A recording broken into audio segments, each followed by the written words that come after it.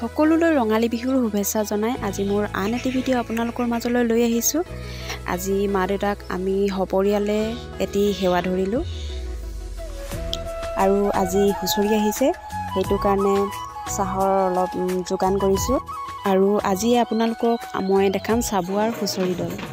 তেনেহ'লে চাওঁ আহক আমাৰ কণ কণ ভাইটিসকল আছে আৰু আমাৰ গাঁৱৰ ডেকাসকলে কেনেকৈ আমাৰ হুঁচৰি দলটো সুন্দৰকৈ আগবঢ়াই লৈ গৈছে, তাকে চাওঁ আহক।